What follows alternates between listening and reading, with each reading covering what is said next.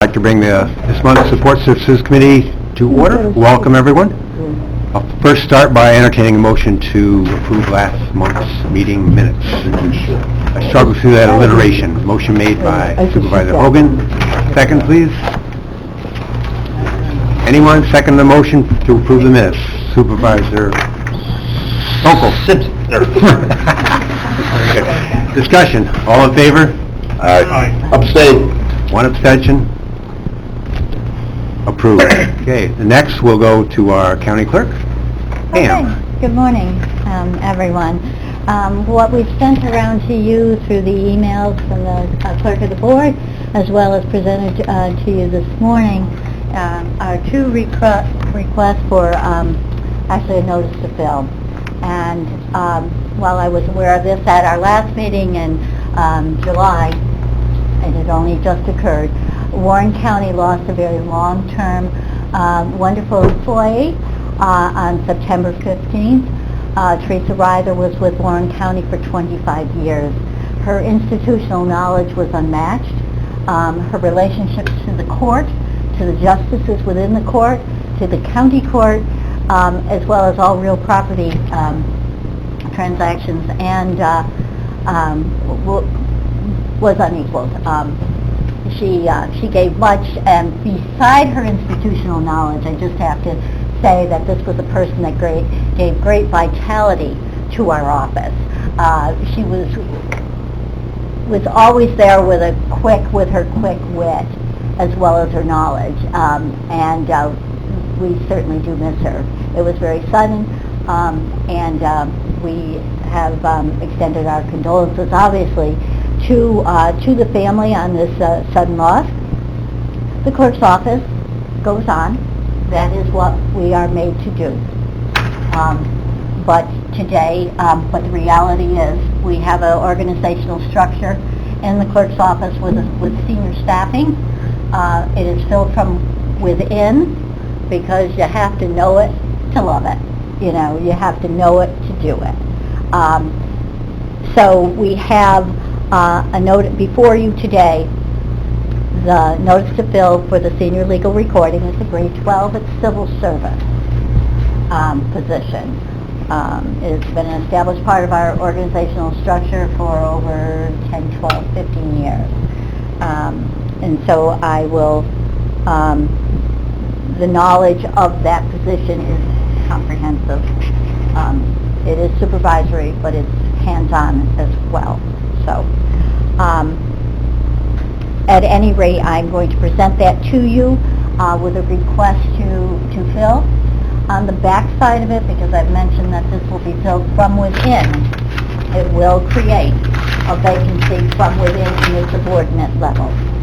So the second part of this will be the notice to fill for the subordinate position, grade 7. Everybody works the office.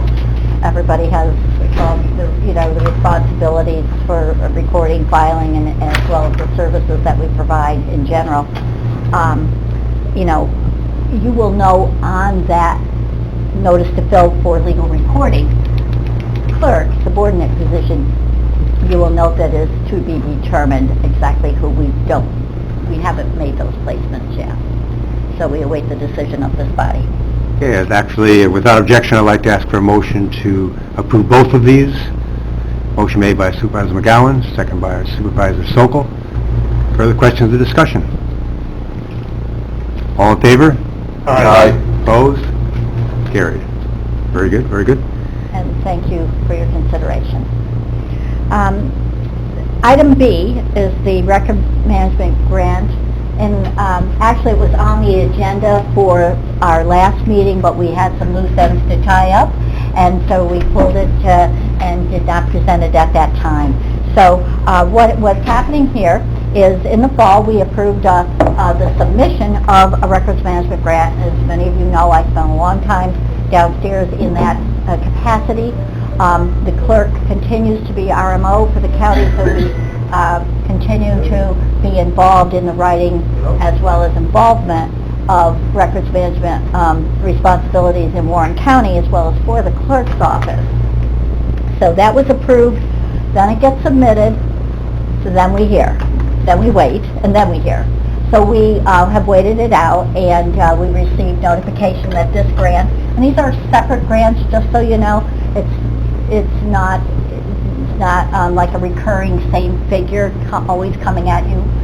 This year, the grant for 2019-2020 is a $74,100 grant. We're proposing here, what we're going to do is amend the 2019 budget to accept the first 50% of that, which is what the state does. They upfront you 50%, and then you submit invoices, and then in 2020, the 2020 budget will actually reflect the second half. So you'll see it in two parts. I think last year we may have done it in one, but this year it will be done in two. A motion made by Supervisor McGowan, second by Supervisor Hogan. Further questions or discussions? Supervisor Hogan first. It seems like this is a little less than last. Actually, it's more. Oh, it is? Yeah, the total grant is $74,100. Last year's was $61,000. It depends on the project. And how many records? It was like... 500,000. I love that number, that's why. Yeah. Say $500,000, it sounds better. It's about 500,000 pages, indexing, etc. So every project, will be dependent on what you're dealing with, what the project document types are. So anyway, it's a pretty significant amount, and we appreciate the support of the state. Supervisor Wild. Thank you, Mr. Chairman. Pam, how far along are we percentage-wise in terms of documenting or digitizing all these documents that you Well, have? the clerk's office is fully digitized. We have 5 million pages. Okay, that's the clerk's office. What we're looking at right now, of course, is, and what we do right now, is we're looking at the record center where we're storing very long-term records, and either permanent or very long-term records, and looking at conversion to them, because the county will have an ultimate responsibility to handle this stuff, handle these records. So it's what we call a back file conversion, where accessibility is still important, retrieving it, working with it, integrity of the file, and ultimately the thing that, and I think you understand this, as far as any digital project and any digital work that we do, is business continuity. Because literally, if something happens here in this fixed environment, we will have the capacity to go to these records. Whether you set us up on my outside deck, or because of some kind of emergency or disaster. So that's one of the key things, and I always like to look at that too, is that business continuity. What are you going to do? So, in the event of an emergency, obviously the clerk's office will function, and so our efforts are to helping other departments do that as well. Other county departments and treasurers and different ones are doing different things as well. So there are those efforts out there. But Just to follow up, I'm just curious, how many more years of digitizing do you think we have? well, it's an ongoing thing. In terms of old records, not new records. In terms of old, well, I spent, you really don't want to know how long I spent on this, do you? You do. Okay, I started a back file conversion in 1990 for the clerk's office. So how many more years do we have, do you think, in terms of digitizing all these historical records? I would say, well, I think probably 5 to 10 years. I think it's probably over that time frame. Definitely 5. And I can't tell you that every year is going to be granted, funded. I can't tell you if... I'm just curious if there's any way we can speed that up. We could hire more people.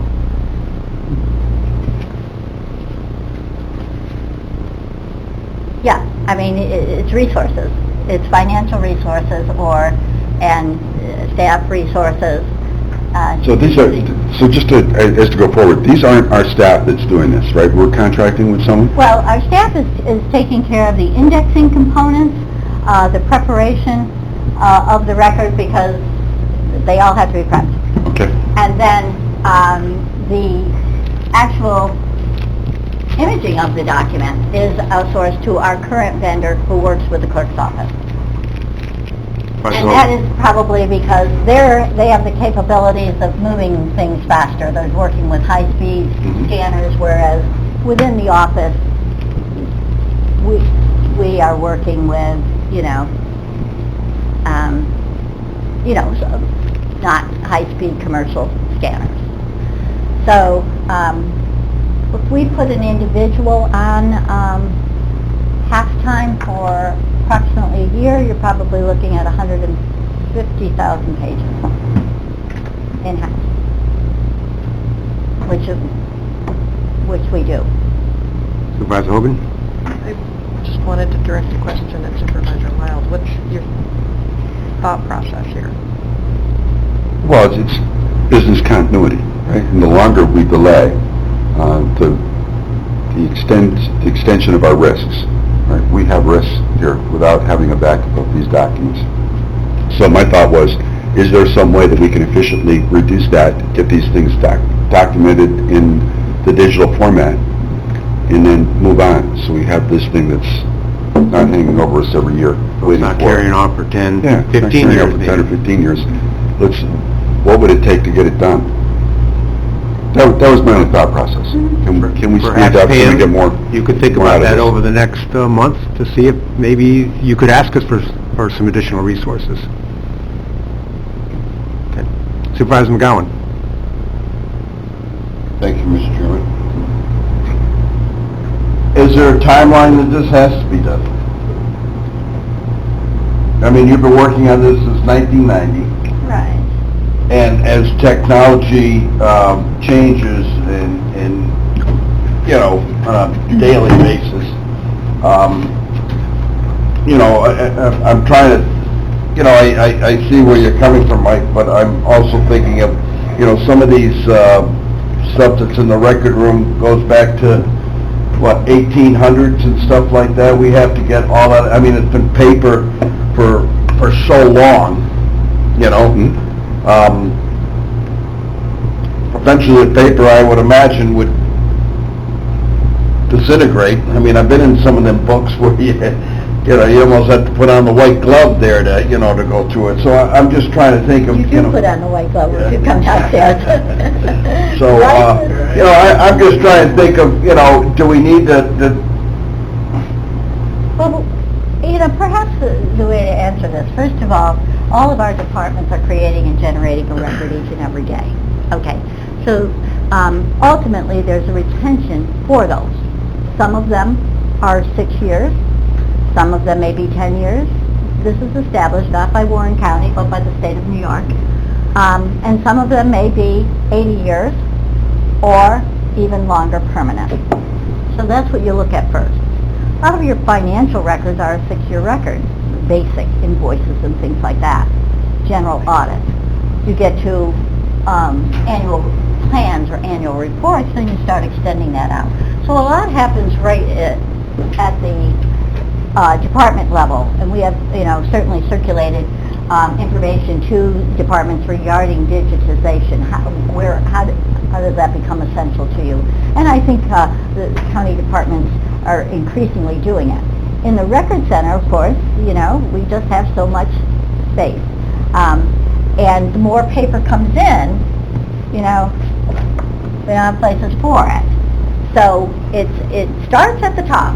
In this case, it starts right with the generating department. So ultimately, eventually, when it comes for storage, wherever our responsibility is, the cloud or an archival storage facility, which we're doing both of. This was only supposed to take a couple of seconds. He got to go first last time. Sorry about that, Mike, with our IG.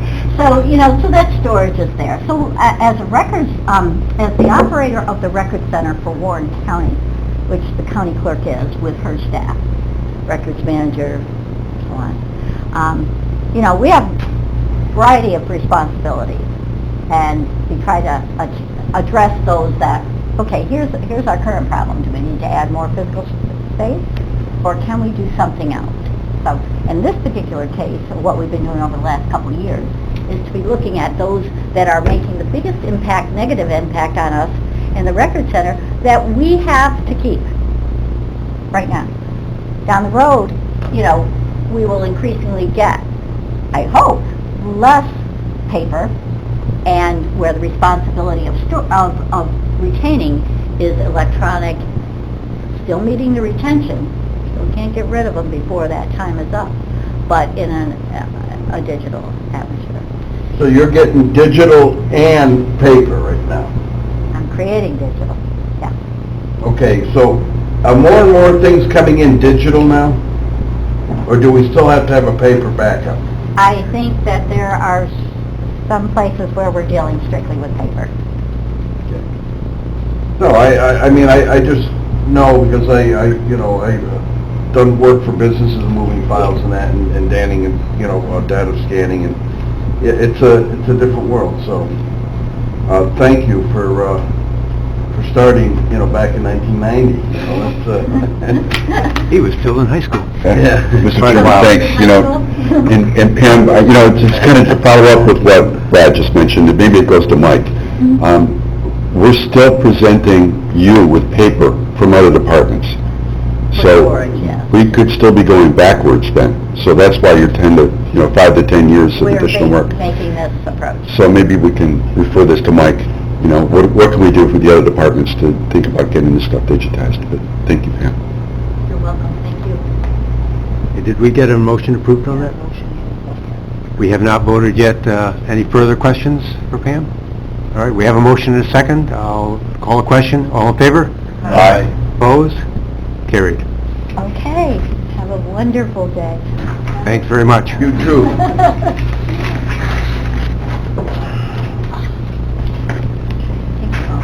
And Mike, I'll ask your indulgence if you could stay. We have questions for the Board of Elections in dealing with computer security. We would like you to be available also to answer questions. Thank you. Switch today. Morning. Morning, Mike. Here with my usual exciting resolution of the Computer Reserve Fund. And as always, the advantages, we had a list of computers this long due this year, but because the money's there, we can evaluate them as really needed and cut it down to really short and able to milk them longer, so we just have a short list and save the money to milk another year out of the ones we don't need to do. So just asking for the transfer for the ones we feel need to be done now. Motion by Supervisor Wild, second by Supervisor Hogan. Questions, discussion? All in favor? Aye. Opposed? Carried. Very good. Once again, this system works really well. Yeah, saving a lot of money. I've recommended other counties, they run into the same problem where they're buying stuff before they need to. I said, we should do what we did. Excellent. All right, thanks very much. And if you just stay around for a few minutes. Amy, please. Mike, Do you want to ask a question? I wanted to follow up on my question from before. You had another question? For Mike, I'll get it later. While I'm passing this out, I can add that my office went to basically digital records a few years ago. It was a very different change, but it really works out well. And we don't generate any records for the record center. Thank you. My first request today is a notice of intent to fill. Sorry, my agenda's not as wordy as Pam's was, but basically I have a resignation in my 3-person department and of the self-insurance specialist. I would like to fill it. There is a very short list. It's got 2 people on it that we certainly will look at. It's funded by the self-insurance plan, so it's not directly part of the county budget. The intent to fill position is there, and I'll take any questions. Motion by Supervisor McGowan, second by Supervisor Wild. Questions, comments? All in favor? Aye. Opposed? Carried. Thank you. And my second is just a resolution that I've done with my State Association of Self-Insured Counties But I have a new association, the Empire State Safety Association, and I actually brought some flyers I forgot to hand to you. This is a new group of municipal and associate members that are not municipal safety folks that I, along with some other counties, have started at the beginning of August. So I got elected secretary, I think by default, but it's just nice to be able to do those duties. We're hoping to have meetings and educational sessions around the state in the coming years and really help to be a resource to municipal safety personnel. Do I have a motion? Supervisor Wild. Second, Supervisor McGowan. Questions, discussion? All in favor? Aye. Opposed? Congratulations, Amy, you've got another job. Yes, thank you, that's it. All right, very good, thanks very much. Mr. Chairman, may we go back to IT for a moment, please? Sure. Thank you. You probably expected this, Mike, but when we talking to Pam about all the digital records that she needs to create, she did mention that there are a lot of departments that aren't providing her digital, they're still providing paper. Can we put together a plan to try to move forward with more digitization of the original documents so that we aren't adding more work file on for Pam and her team? Yeah, I mean, from what I understand, it almost has to be department by department how to Right. do it. Public Defender just started a couple weeks ago. We sat down and figured out a way to do theirs. I know the DA's office has a different system because of some other requirements where theirs is going online. But yeah, there's no reason we can't look at some, like self-insurance already did theirs a few years ago, and just department by department, see how they're working and what they're doing. Thanks. You know, maybe, I don't know, a couple of months or something like that, maybe we can come up together with a plan? Sure. Maybe there's some grants to help us do that, but I'd like to see if we can kind of short cycle this whole digitization process. That's a hard word to say. Yeah, it's a tongue twister, isn't it? On Monday morning. Thank you, Mike. Sure. Very good. Thank you, Mr. Chairman. All right, that's it for the original planned agenda, but I have asked the Board of Elections, Beth and Bill, to come over to address some questions that were posed, starting off from Supervisor Thomas, but other supervisors, concerning the security of our elections system. It's something that I think the community everywhere is sensitive to, and even though it's talked about, we need to be constantly reminded about where we stand as far as our security. I first learned of the issue of hacking when I read it in the Post-Star this weekend. I didn't know there was a question on the hacking. It hadn't been posed to either one of us, Beth or I, prior to this. I think we've been pretty open and pretty available to anyone that wanted to come over and take a look at what these e-poll books do and what they are. The information you can receive, even if you were, and I hate this word, able to hack into this, which all the information coming out of it is encrypted, coming to the control center, our center. If you were able to get in there, the only information you're going to get out of those poll books, the paper was right, is information that's FOIable through a FOIL filed with our office. There's no driver's license, there's no social security numbers, none of that stuff is in these poll books. The same information that's in a paper poll book. When you open up a paper poll book, you have their name, their address, and their date of birth. That's what these are on these tabs. And it has nothing to do, absolutely nothing to do with the voting of the public that are out there. You're doing nothing different with these electronic poll books than coming in, verifying your name, verifying your address, asking you to sign it, and you sign it. It's going to be a lot less time consuming when the information with this new, and I'll mention it out, there's 464 hours of additional service that our office is going to have to give in 2020 for the presidential election.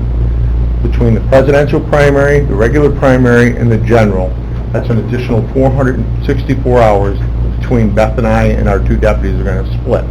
This is going to take a lot less time being able, as we've talked several times with Supervisor Wild, about having to load the machines and get them on the road Monday morning, where we would have had to do this by, when you go into a scanner, it was nothing different. You scan a barcode.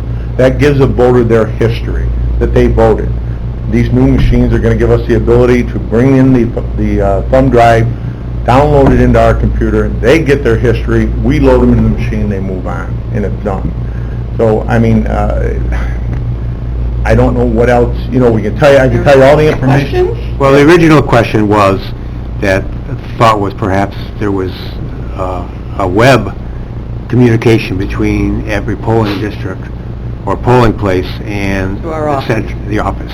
Correct, So that's an directly to our open, office. so that's an open communication, not the thumb drive, it's an open communication. That's an And it's- encrypted message that's sent to our office. So knowing that people can get into the Pentagon, is there anything that could be Well, we done did. to massage Mike just, massage the data that's already in there, change, somebody's already voted, they signed, and then all of a sudden, oh, I'm back to vote, there's no signature there. Oh, there isn't a signature, you can vote again. Supposing those. So there's no path from the polling location back to the county. So there's some information on a server out in Seattle for Amazon, so it'll just be sending out a little code number, identifying Mike Baldwin, and whether just voted yes or no. Not how I voted, just that I show up and voted, so that they have, so I go to another polling site, they say, no, you already voted, or whatnot, or look you up.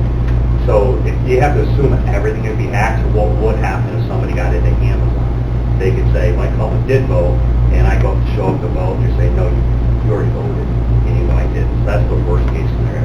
But there's nothing coming back to the county, their systems, or anything like that at all. The fact that I go to a polling site and I vote and they scan my signature, that stays on the iPad locally, then those will be directly imported back here. So the only thing going across the website is this number identifying me, the fact that I showed up. And it stops human error. And the human error we could have right now is I could go to Horkin, and if I had an address in Horkin, I could vote, I'd be okay to vote. Well, now I want to go down to West Glen Falls Firehouse and vote. Well, you don't appear in our poll books. Well, I want to vote. I possibly vote by affidavit. When it comes back to our office, we compare our records that are printed out on who voted on the machines compared to who's filed an affidavit. The affidavit goes away, it doesn't get counted because you already voted in Horkin. So it takes that human We have error poll books in our out. office. If anybody wants to pop in, we'll give you a quick run-through. And, I'm sorry. Supervisor Bramer.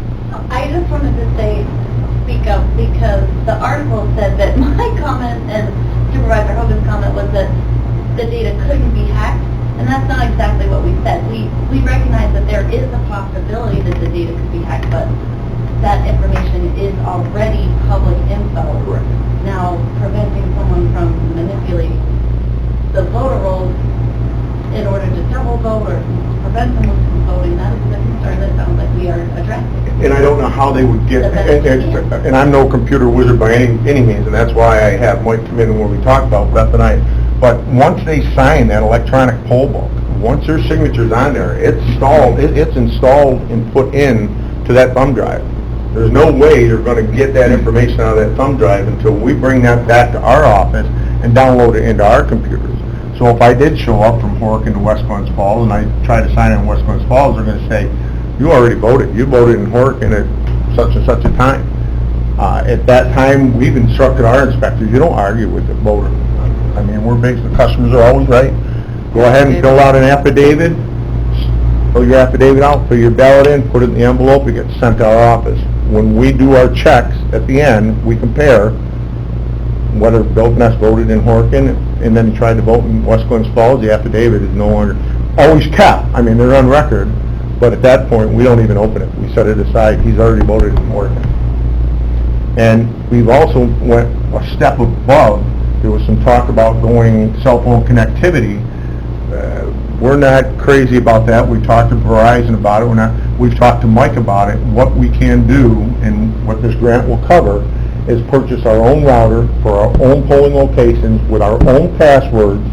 They'll be strictly our equipment, and they'll be solely our information. So, and that's another step of security that we've installed in there. And I'll say that probably 6 counties that we've spoken to are going with the 10X program. There's a few other programs out there, a few others are going with. I mean, they're going e-poll books with one of the 3 companies. But ours, surrounding us, looks like they're all going with 10X. And we've been on the phone with each, Saratoga, Washington, Essex, we've been on the phone with all of them to see if we couldn't get cut better deals. That Ryan had suggested to cut better deals, but because it's an OGS bid, you really can't buy bulk and cut better deals. So, but we've been on the phone with all these. In fact, we were just on the phone this morning with Washington County already. In any of these situations, it's important that everybody, not just here, but everybody is comfortable and confident in our county system. Yeah, We're the ones that everybody's looking to, yeah. and we don't want someone walking down the street and say, "Did you hear what they're doing down Well, there?" just, yeah, in the So- paper, that we want people to get out and vote, and this is, something like that, they're gonna say, why, my information's gonna be out there for everybody to get. And it's the same information that's in a paper poll book. Supervisor Thomas, what's your comfort level at this point? I know you had some questions. I appreciate the commissioners coming over and explaining, but doesn't necessarily change my mind. I just wanted it's a good idea. And I'll tell you, no matter where you see it, and you all know it, I'm not barking in the news, no matter where you see anything about elections and polling and everything else, you're always going to see the word hack. It's out there, it creates the turmoil that keeps everything boiling and everything else, but again, this information isn't anything more than you could get if you file a piece of paper with us. I want to just go back to Supervisor Thomas. Doesn't change your mind. What is the question? Give them directly the question for them to answer for you, please.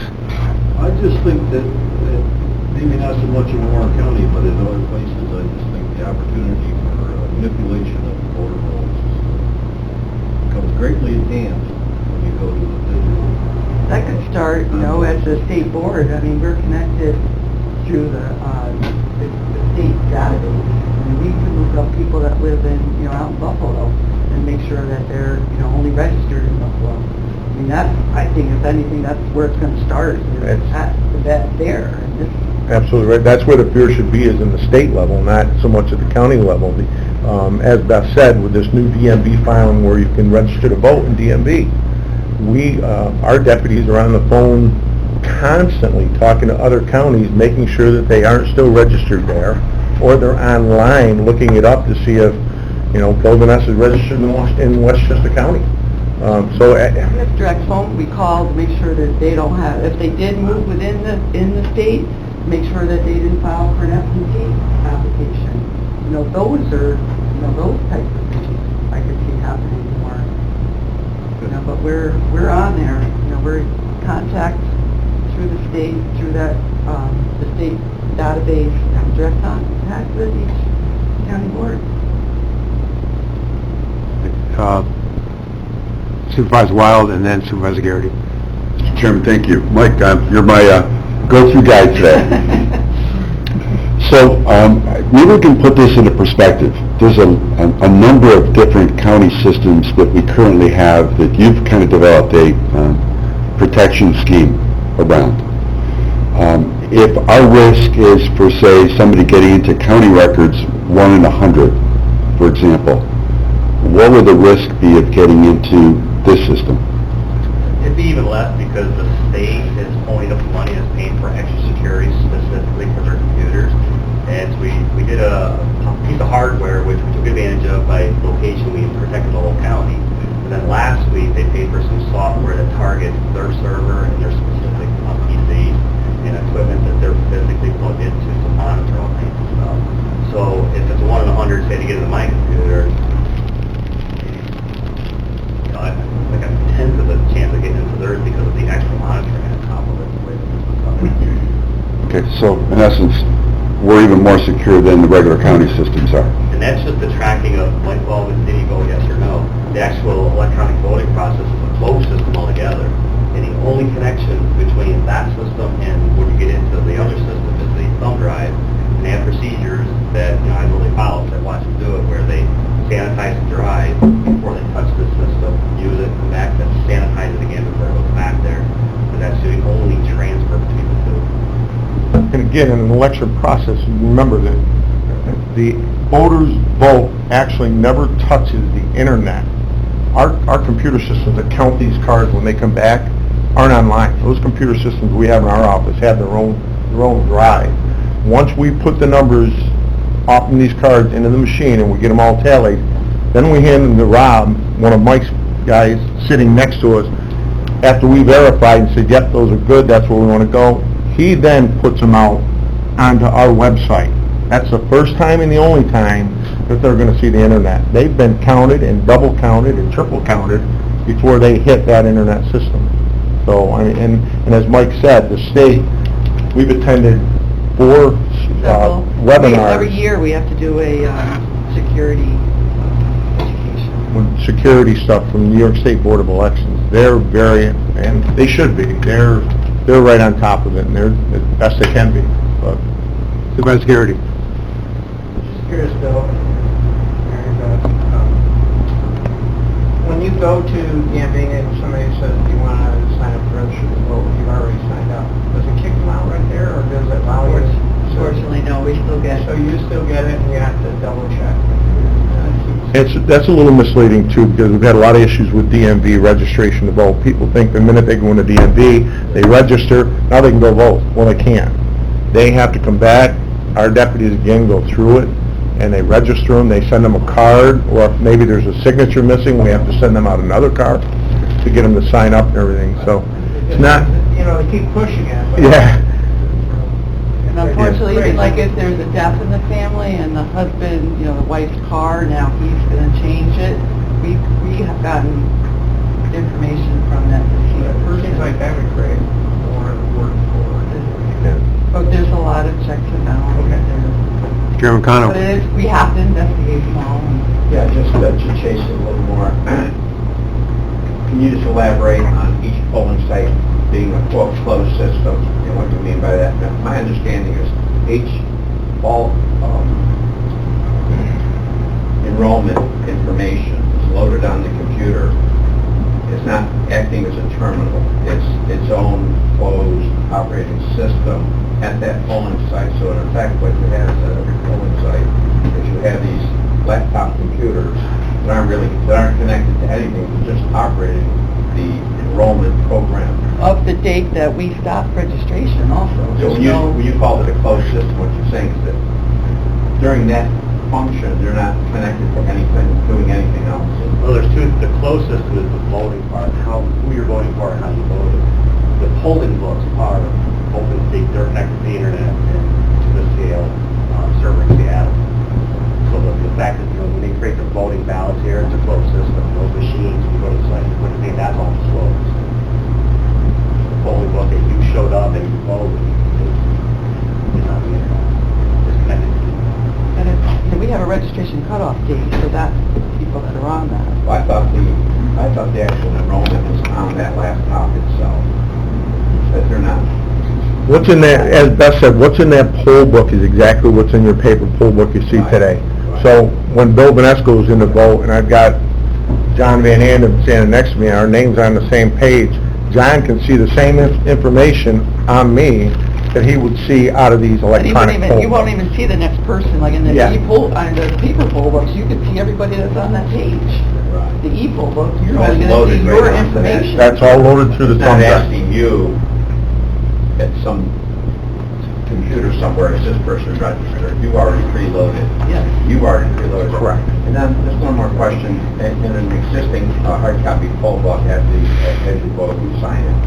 It recognizes that you in fact did vote. And you're going to be having the hard copies there as well. Paperless. Paperless. You're not going to have the hard copy poll book. Right, for verification. Now, these paperless, as these people votes, do they check off? They don't necessarily have to get an option for the inspectors, because again, inspectors are hard to train and tricky. So they ask if they can still do that, because of course, it's just another check for us also. The e-poll book does track, and they use that more so tracking the number of ballots that were issued, because how many people have three. The e-poll book does that automatically. Once that's signed, you do actually sign the poll book again, and it will say that number 2 has been issued. So that paper, and again, we're only doing because our inspectors are comfortable with that. Yeah, I can see where that also opens up for possible error. And your poll watchers, actually that hard sheet that you're talking about, Chairman, when your poll watchers come in to check, that's most of the time the sheet the girls or the men, our our inspectors will show them. You know, here's the sheet that you want to verify who's come out and voted and who hasn't. That's where they get the information from, so when they see Ron Conover hasn't come out to vote, they can call Ron and say, hey, geez, Ron, we're doing a poll watch and we saw that you didn't come out and vote, can you get out and vote? That's where they get it from. But again, it's all the information that's on that sheet that's in that poll book, that's it. Supervisor McGowan, No, I, change your mind? Okay, Supervisor Garrity. oh, I did put together. Yep. It'll be right on there. Yep. Yep. Yep. Oh, yeah. No, It's when a we up... really nice pad. I mean, like I said, anybody that wants, we have them in our office. And when we upload the information onto that, it uploads your signature, so that when you sign it... Yep. Yeah, you Yeah. And you know what, that's the best part about it. A lot of our inspectors, when we taught the class, we said that to them, a lot of our inspectors know their people anyways. When they come in to vote, and they see a little difference in the signature, our inspector will look, well, geez, I've known you for a long time, I know. Let's face it, my signature doesn't look anything like it did when I was 18, believe me. So, they change, and we try to update them. And the inspectors still have the ability to challenge somebody if they think, now also on that, once they sign that, that flips back over to them. They see those signatures don't match. They can ask questions. What's your date of birth? That's all there that they don't see on that side. So if they don't answer quickly of their date of birth, they can do the whole challenge process and challenge that voter. Supervisor McGowan? Well, I guess I wanted to go back to hacking, and I brought it up at the board meeting, last week. Locks just keep honest people out of the houses, Bill, you know that being, the sheriff for so long. So, if it's gonna happen, it's gonna happen. But after attending the seminar that you had across the way, and we went over that security question quite well, and also I kind of brought up, it's not like it's for the, I think in the voting times, it's not like a, Capital One or bank or something where that information is online constantly. I mean, you're talking one day that, that it would, so it's not like a hacker can sit there and try to hack and, work on it day after day after day until they hit something lucky. So, I tried to reassure the board that I felt quite comfortable, moving in this direction. And like I said, you kind of backed it up by saying on the poll book, it's all the information that's on the paper that you can get anyways. So. Thank you. Okay. Any other questions? Supervisor Driscoll? Thank you, Mr. Chairman. All great questions. Over 50 years ago, the writer, Marshall McLuhan, said that the medium is the message. And I see one of my biggest responsibilities going forward is to make sure that the public is educated and informed about what's going on. And I don't even know if a front page, 7-day feature in our local paper is going to do that. But somehow we've got to get going on educating and informing, and not with a government document. I see some of the documents that social service recipients receive, and you've got to have a PhD from Harvard in order to understand them. But I see that as equally a responsibility. The hacking issue is certainly out there, but educating and informing so that people feel comfortable and enjoy the privilege of voting and don't stay home because they have concerns that may be unfounded. And I think the important thing that we want to get across is that it has nothing to do with their voting. I mean, nobody sees anything, it doesn't change anything. As Mike said, the voting machine and your ballots are a closed system. It's you and that machine, and that's it. These poll books have nothing whatsoever to do with the way you voted. All it tells us is that you did vote. That's all it says. Any other concerns, anxieties, questions? All right, anything else for support services? Thank you very much, folks. Motion to adjourn. Second? Wait, by Supervisor Hogan. We are adjourned. Thank you very much.